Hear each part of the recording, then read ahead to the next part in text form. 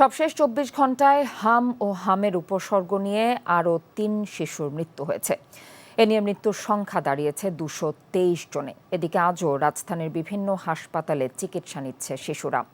জ্বরের সঙ্গে নিউমোনিয়ার প্রকোপ বেশি দেখা যাচ্ছে জানিয়ে উচ্চমাত্রার জ্বর, খাবারে অরুচি দেখা দিলে দ্রুত হাসপাতালে নেবার পরামর্শ দিয়েছেন চিকিৎসকরা।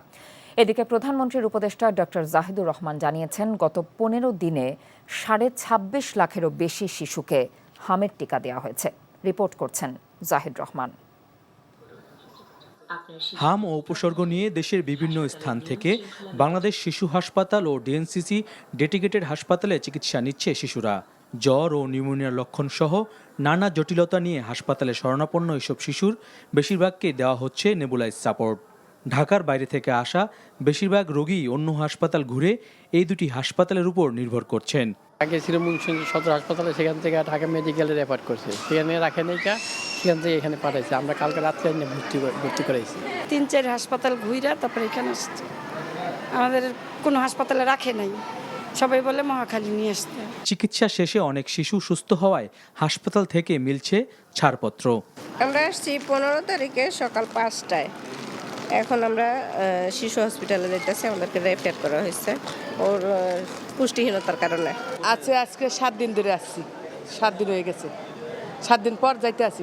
হাম হওয়ার আগেই লক্ষণ দেখা দিলে দ্রুত হাসপাতালে নেওয়ার পরামর্শ চিকিৎসকদের। র্যাশটা অ্যাপিয়ার করে, যেটা দেখে আমরা মেইনলি হামটা ডিমার্কেট করি, রোগীরা বোঝে, সেটা আশা করে জ্বর আসার ৩ থেকে ৪ দিন পরে। তো তখন দেখা যায় যে এর আগ পর্যন্ত রোগীগুলো যেহেতু হাম বলে যে ট্রিটমেন্ট আমরা না নিই, তাহলে দেখা যাচ্ছে এই রোগীগুলো হাম ছড়াতে থাকে। যদি হসপিটালে ভর্তি হয় তাহলে তো আমরা আমাদের গাইডলাইন অনুযায়ী চিকিৎসা করব, আর যদি সে বাড়িতেও থাকে সেক্ষেত্রে তাকে অন্য কিছু স্বাস্থ্যবিধি মেনে চলতে হবে। যেমন একই বাসায় যদি অনেকগুলি বেবি থাকে তাহলে সেই বেবিটাকে একটু আমি আইসোলেট রাখবো। এদিকে সচিবালয়ে প্রধানমন্ত্রীর উপদেষ্টা ডাক্তার জাহিদুর রহমান জানান, শিশুদের হামের টিকা দিতে ব্যাপক সাড়া পড়েছে।